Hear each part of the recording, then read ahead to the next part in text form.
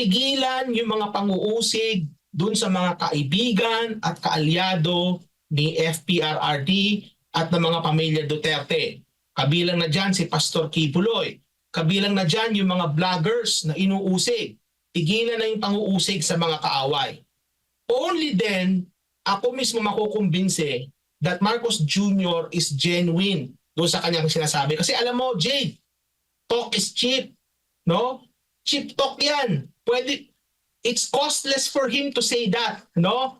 Kumbaga, mas maniniwala tayo that he is sincere if meron siyang mga gagawing konkretong aksyon. No? May kasabihan tayo, mga kababayan. Actions speak louder than words. So kung sincere po si Pangulong Marcos Jr. sa kanyang sinasabi na gusto niya makipag-ayos, no? Bati na tayo. Kinakailangan gawin niya yung mga nabanggit ko kanina para makumbinse ang ating mga kababayan that indeed he is true to his word.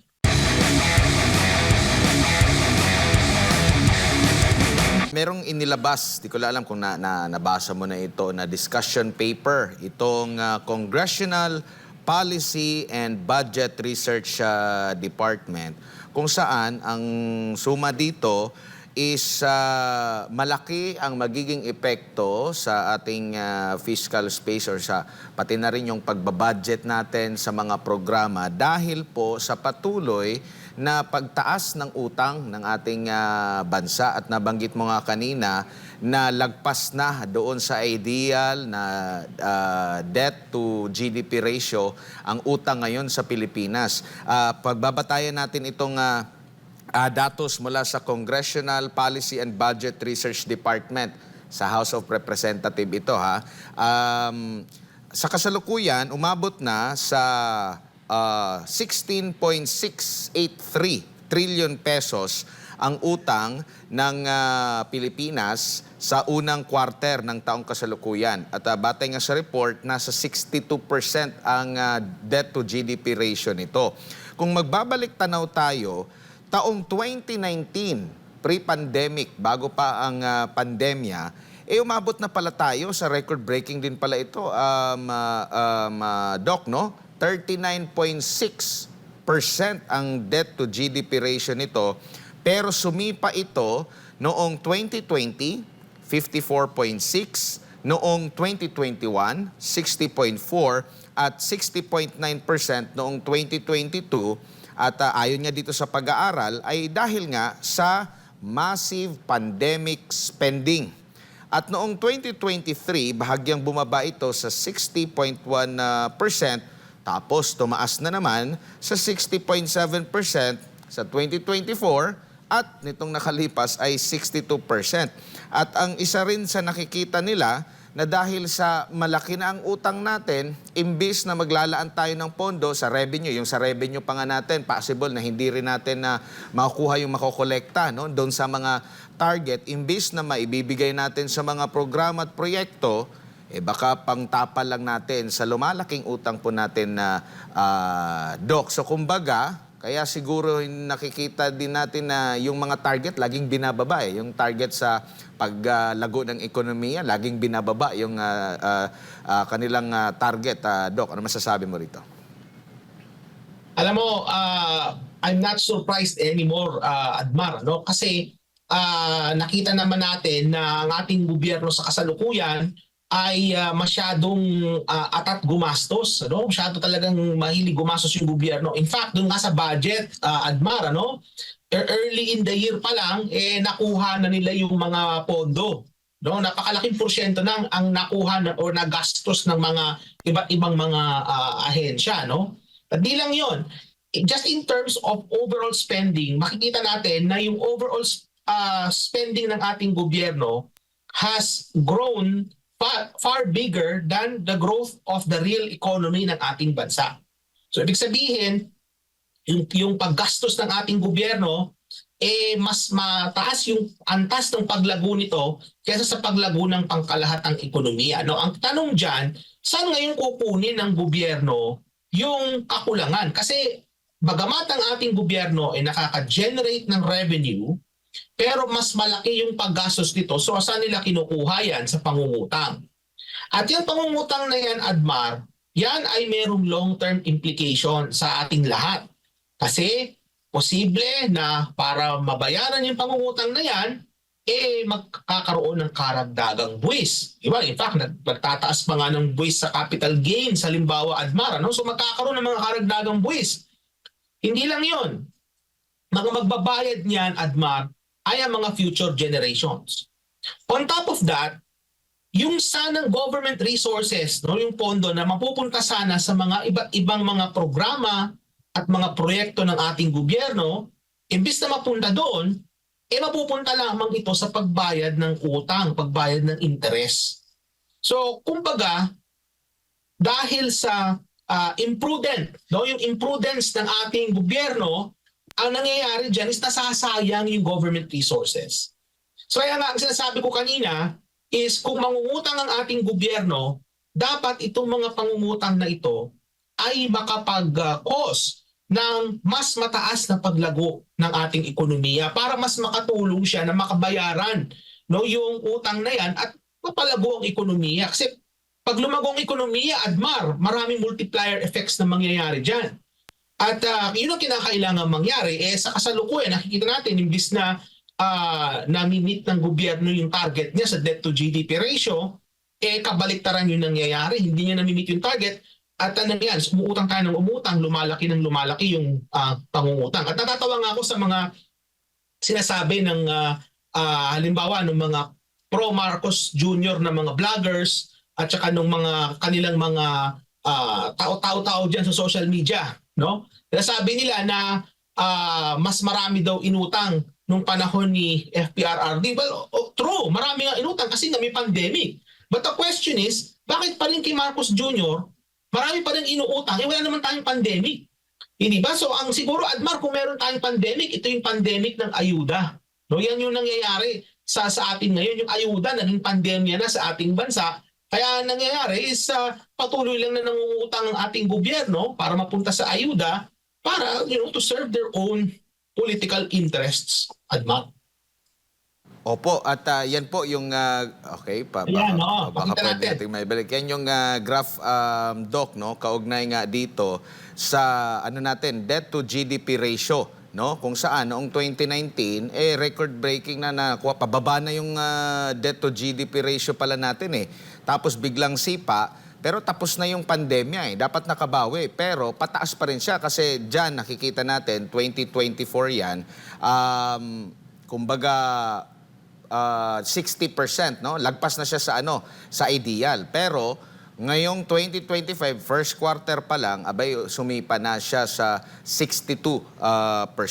Now, ang next ko na pag-uusapan, Doc, same pa rin na pag-aaral dito sa discussion na paper, kung mahabol din na mai-flash no, sa screen ang isa pang graph, no, na kinuha natin dito sa discussion na paper ng sa Kongreso.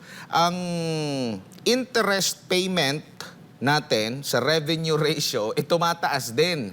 No? So kumbaga, iba pa yung utang, tapos meron pang interest. Tapos yung ating nakokolekta, baka hindi pa makabayan sa utang natin, hanggang interest pa.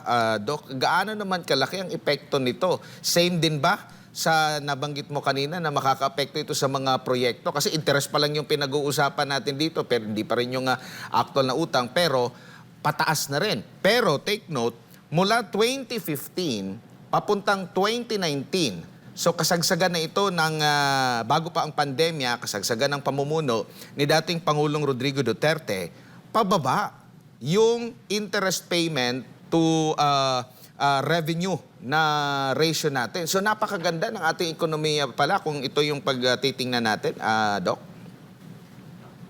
Dito ako nababahala, Admar, no? Huwag mo nating alisin yung screen na yan kasi magandang makipakita yun. Natin lagay yun dyan, no?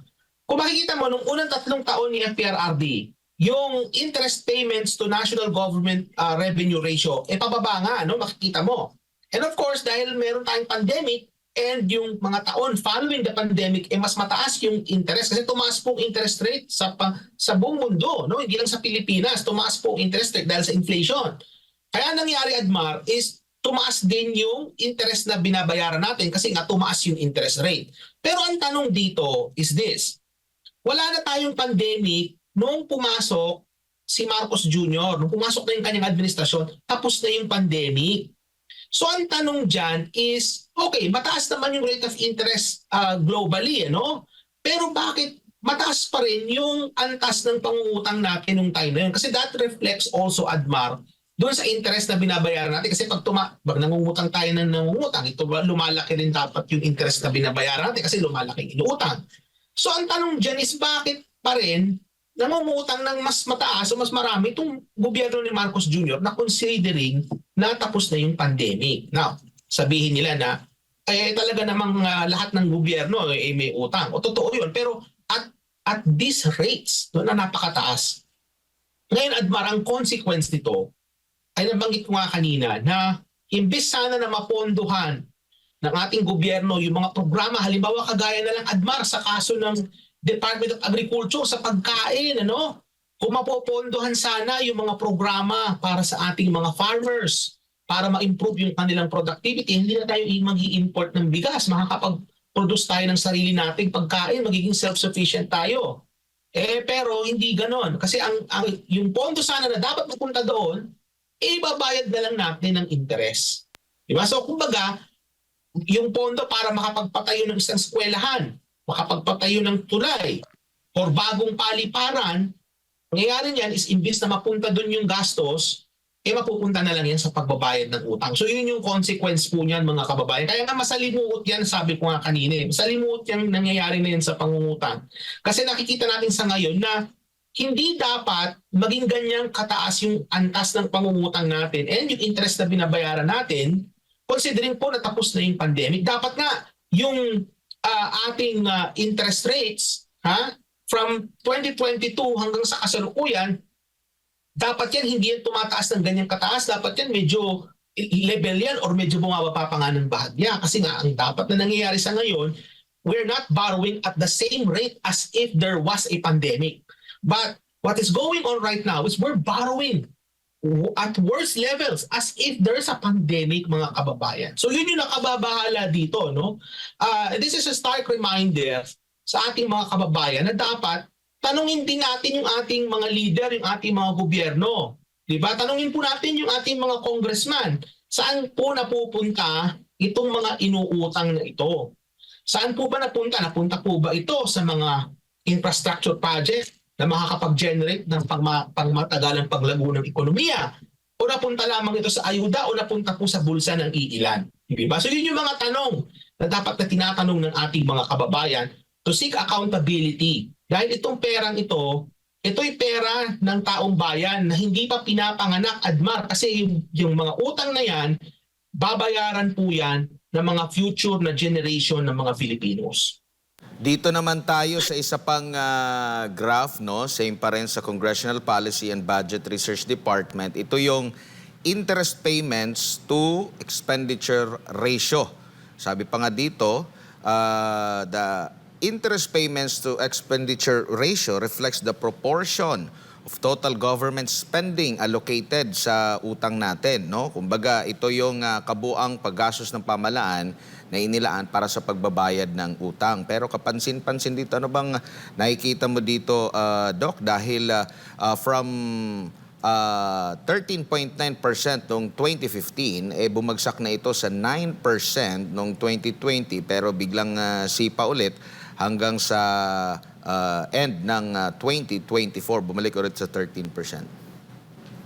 Actually, it's going to be the same narrative, Admar, no? Kasi kagaya nung nabanggit natin kanina, kung makikita natin yung pagtaas ng interest payments to national government expenditure ratio, napaka-steep, no, nung pagtaas niya, magbuhat nung 2022 hanggang sa kasalukuyan, hanggang 2024. Makikita mo na mataas yung, kumbaga yung bulusok, no? Ang in-expect ko dito, kung yung ating level ng pangungutang nandun sa normal level lang, dapat hindi ganyan kataas yung pagtaas ng ratio na yan. So it's the same narrative. Because what is going on right now is that our government is borrowing more than what it should.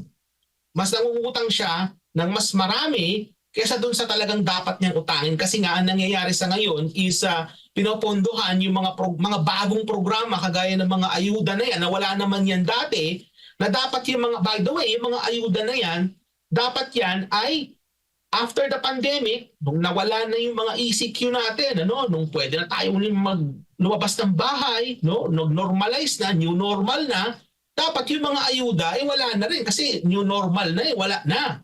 Nangyari nandyan pa rin yan. No? At in fact, na-expand pa. So ang tanong dyan, mga kababayan, is ito bang ayuda na pinamimigay ng ating gobyerno, ito po ba ay nakalikha ng paglago ng ating ekonomiya? Nakalikha po ba ito ng long-lasting economic benefits, lalong-lalo na po sa ating mga middle class? Kasi nangyayari niyan, mga kababayan, yung middle class ng ating bansa, dyan po kinukuha yung bulto ng buwis na ginagamit ng ating gobyerno para sa mga programang yan. What is going on to our middle class, mga kababayan? Many of our middle class are already complaining. Sinasabi po nila, isipin nyo mga kababayan middle class na mismo nagsasabi na sila'y nagugutom. Middle class na po nagsasabi na sila ay nahihirapan.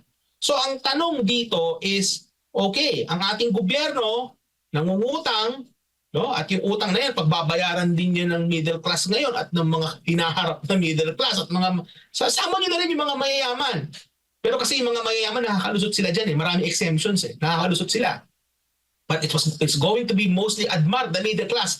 Yan yung mga kinakaltasan ng buwis na wala silang magawa kasi pagtanggap ng kanilang payroll, pagkita mo ng pay stub mo, bawas na yung may withholding na Kinuha na ng gobyerno yung buwis. Diba? So wala ka na magagawa dahil kinuha na.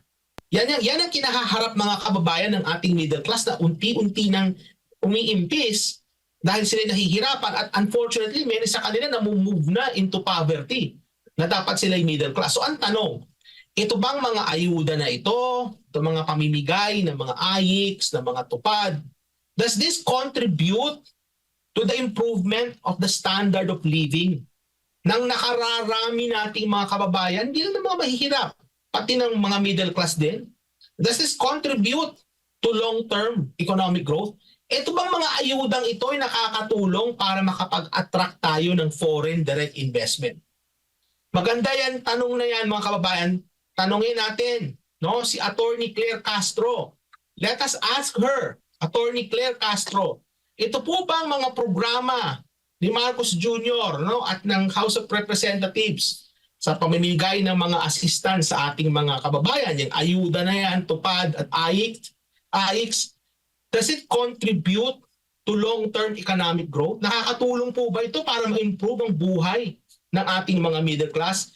These are the questions. Na I hope sana kung nakikinig sino yung ADMAR? Si Eden, yung Net25 reporter. Sana itanong niya ito kay Attorney Claire Castro at abangan natin ang kanyang magiging sagot. Doc, eto pa. Ito yung isa pa na dapat nating pag-usapan, yung gross international reserves natin. Dito napapasok yung ginto natin, Doc, ito yung graph pa rin, same pa rin yung ating source nito. Gross international reserves to debt service burden. Pwede rin kasing magamit ito para sa ating mga utang na magamit. Pero anong nakikita mo rito, Doc? Grabe yung pagbagsak para mas maintindihan ng ating mga kababayan, Doc. Ganito kasi yan mga kababayan, kinakailangan meron tayong tinatawag na international reserves para yan po ang magagamit natin kung tayo po ay kukulangin sa ating mga obligasyong panglabas sa ating bansa. Ano ba yung mga obligasyong panlabas na yan? Halimbawa po, yung mga pagbabayad ng utang. Pag nagbayad po kasi tayo ng utang, ang Pilipinas, mula sa mga external lenders, ginagamit po natin dyan foreign currency. 89% po ng ating utang panlabas ay expressed in US dollars. So ibig sabihin, kinakailangan meron tayong mapaghuhugutan ng US dollars para po mabayaran yung ating utang panlabas. Kasama na rin po dyan yung ating mga ini-import. Alam naman natin na ang ating bansa, tayo po ang number 1 in terms of importation ng pagkain. lalong-lalo na po sa bigas. So ibig sabihin, kung tayo po ay mag-i-import ng bigas, ang bayad po niyan foreign currency. So kinakailangan, again, may paghuhugutan tayo. So ang ginto, so ang connection ng ginto dito? Well, ang ginto, bahagi po yan ng ating gross international reserves. Kasama po yan sa mga pwede nating paghugutan kung kayo po'y kapos, no? Kung kukulangin tayo ng foreign currency para po pambayad ng ating mga external obligations. Ngayon, kung maaalala natin, Admar, no, napag-usapan na natin ito noon, na ako'y nababahala dito sa pagbebenta ng ginto. Kasi itong ginto, ito'y bahagi ng ating reserves na pwede nating paghugutan. Kung kinakailangan, kung kukulangin tayo, kung kinapos. Pero kung nabawasan ng malaki ang ating gold reserves, saan tayo ngayon huhugot kung kinakailangan natin? In fact, meron tayong tinatawag na import cover. Yung import cover, yan yung dami ng buwan, no, sa isang taon, halimbawa, na kung saan sapat yung ating international reserves para ma-meet yung ating external obligations. Kung mababawasan po yung ginto, makaka-apekto po yan dun sa ating import cover, makaka-apekto po yan doon sa dami ng reserba na pwede nating pagpugutan. So ang tanong dyan ay ganito. Nagbenta po ng ginto ang ating Bangko Sentral. Saan po napunta yung proceeds ng pagbenta ng ginto? Napunta pa ito sa pag-i-intervene, halimbawa, sa foreign exchange market kasi nga noong mga panahon na yan, Admar, may possibility na yung ating palitan ng piso sa dolyar maging mas mahigit sa 60 pesos. So ang question dyan, napunta ba yan doon? Saan napunta yung pera na nalikom ng Bangko Sentral sa pagbebenta ng ginto na yan? Napunta ba yan sa national government? Nai-remit ba yan? So again, we need accountability not just from the national government but also from the central bank. Where did the proceeds go? Saan siya napunta? No? And again, nawala na ito sa news cycle, Admar no? Kasi iba na rin yung mga issue na pinag-uusapan, pero hindi natin dapat makalimutan to mga kababayan, ano, tong sa issue nung sa ginto. Saan napunta yung pinagbentahan nito at nagamit po ba ito in a meaningful way, again, with the goal of generating long-term economic benefits sa ating ekonomiya? Doon po ba ito napunta?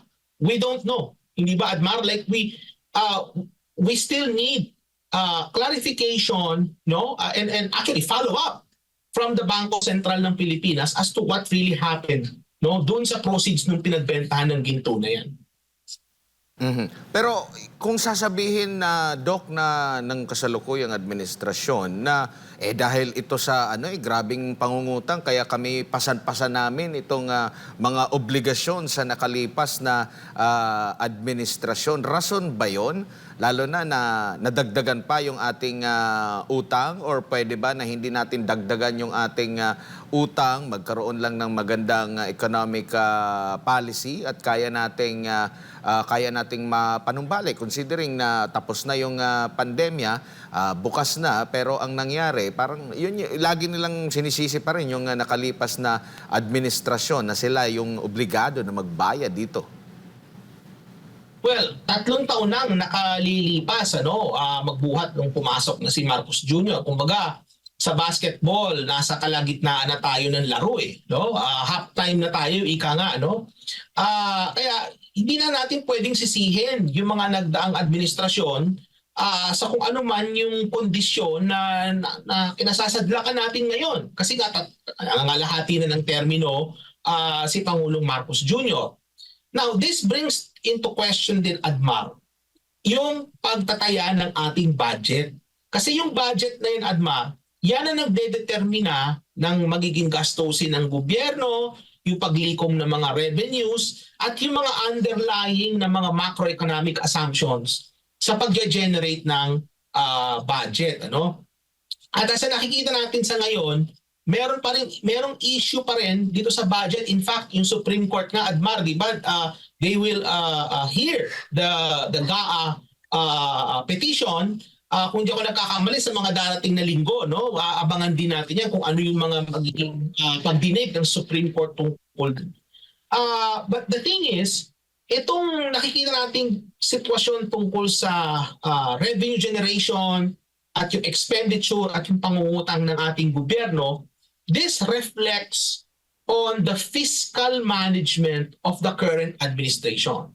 And I have to say, no, based on dun sa paglobo ng ayuda alone, it reflects fiscal irresponsibility, mga kababayan.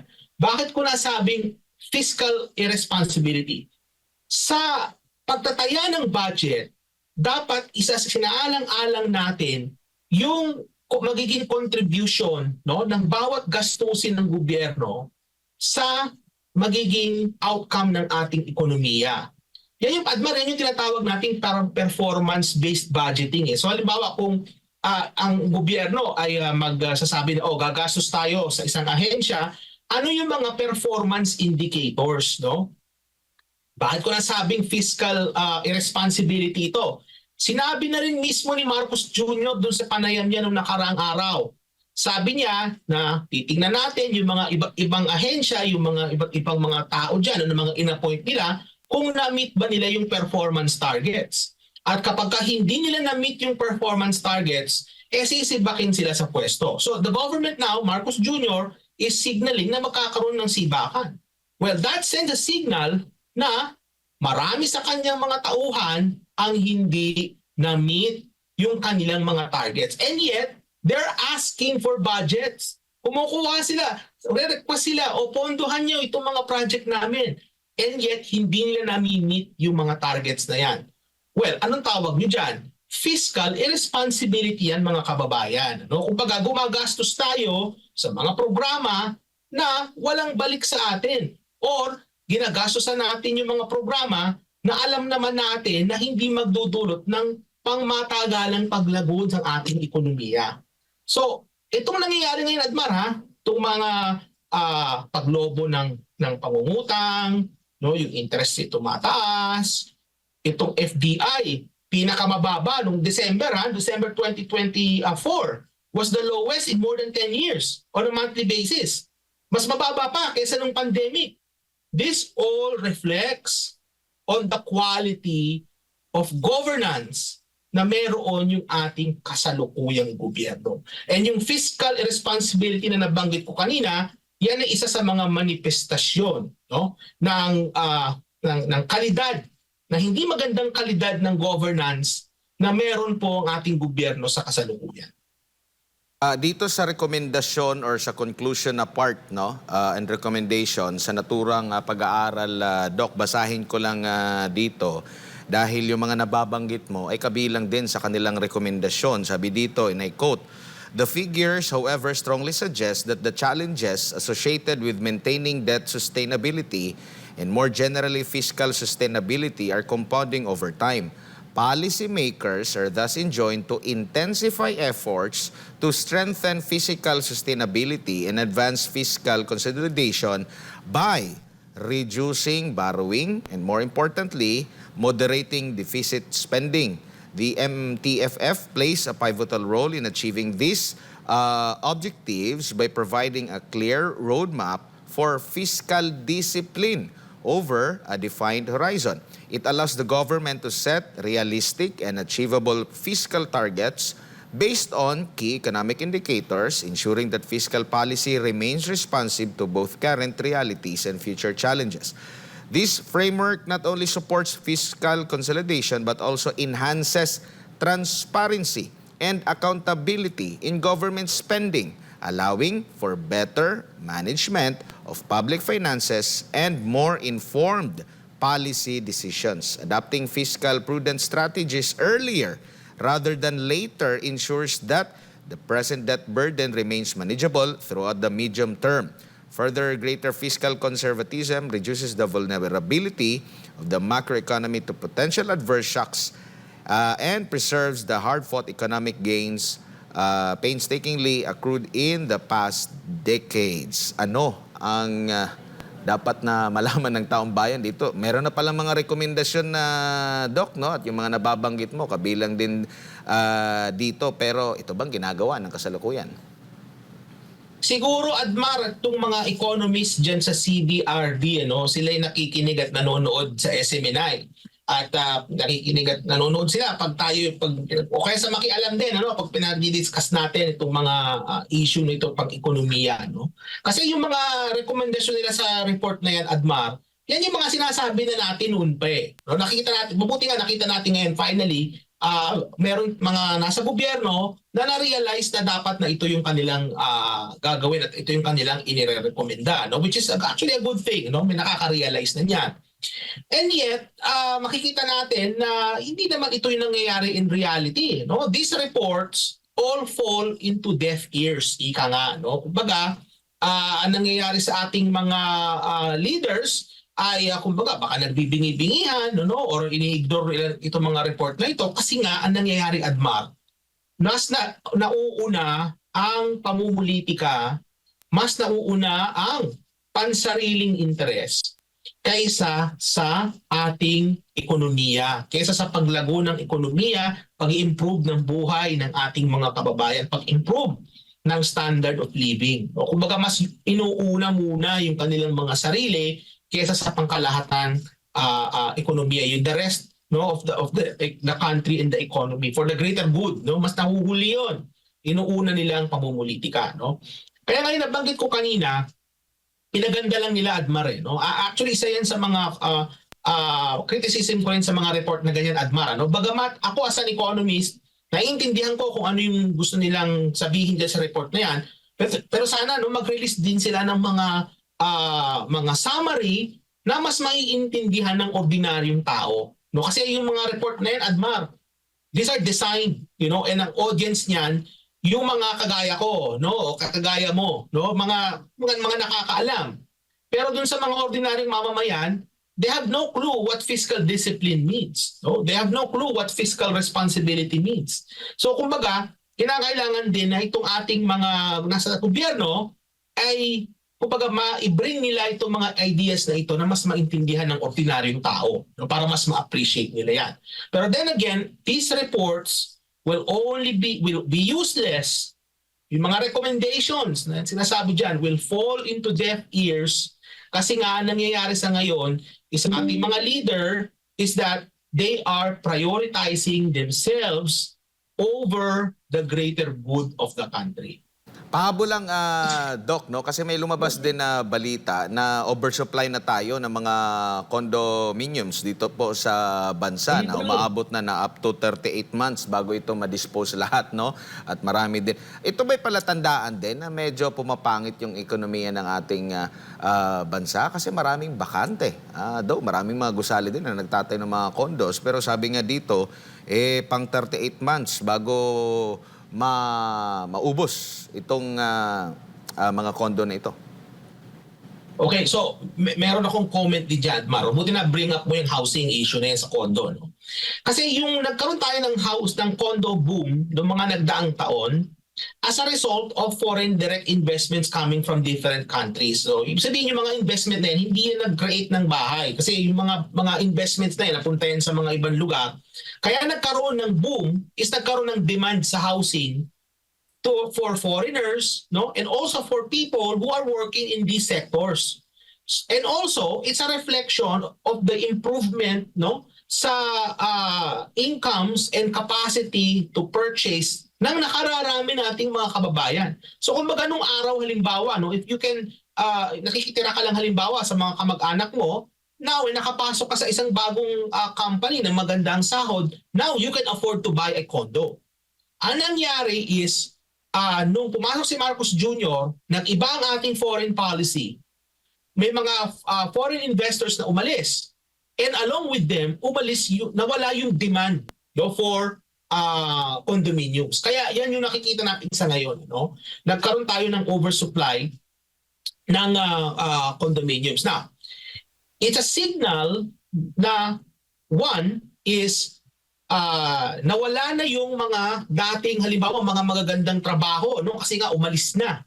Hindi lang siya limited sa Pogo, mga kababayan, kasi baka sabihin nila na sinasabi ni Dr. Bato, yan yung mga Pogo. Well, Pogo is one of them. And by the way, may mga Pogo rin naman na maayos, ano? Hindi naman lahat ng Pogo puro masama, no? At hindi lang 'yon. Aside from Pogos, meron ding mga legitimate na mga businesses na umalis dahil nga natakot sila the way the Marcos administration is targeting certain groups of or certain nationalities. Hindi ba? So kumbaga, well, they're not going to admit that they're targeting these nationalities specifically, pero the overall sentiment was they were targeting specific groups.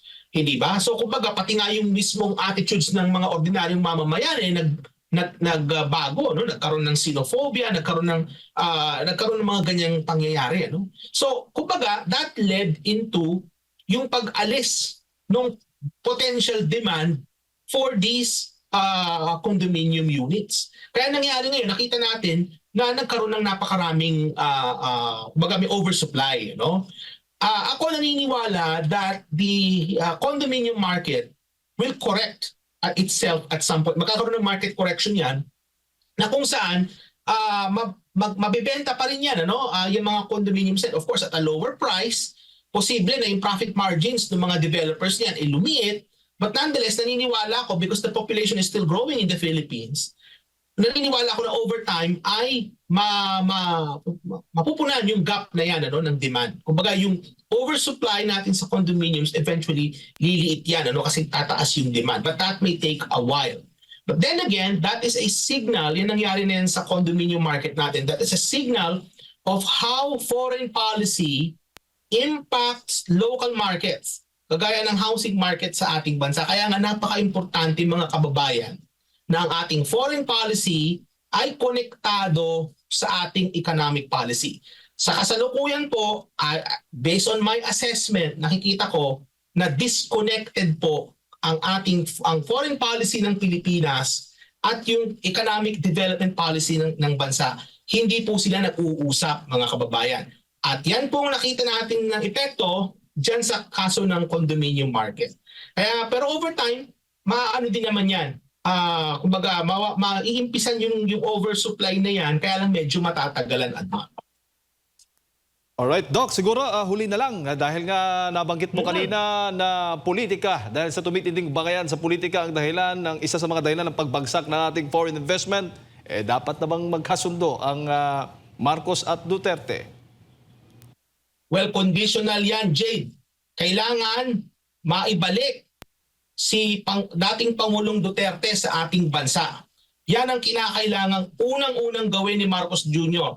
If he is sincere dun sa kanyang sinasabi na gusto niya makipagkasundo sa mga Duterte, the first thing he needs to do is to go to The Hague, no, and compel them to send PRRD back to the Philippines. Yun yung unang-una.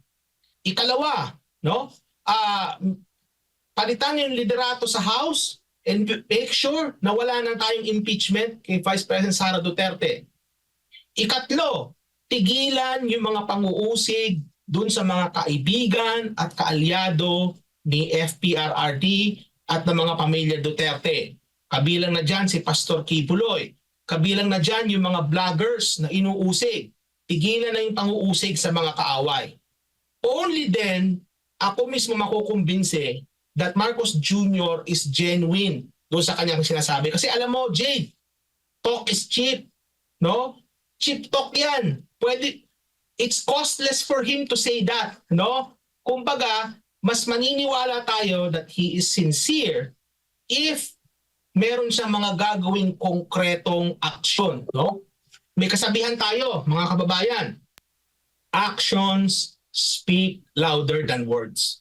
So, kung sincere po si Pangulong Marcos Jr. sa kanyang sinasabi na gusto niya makipag-ayos, no? Bati na tayo. Kinakailangan gawin niya yung mga nabanggit ko kanina para makumbinse ang ating mga kababayan that indeed he is true to his word.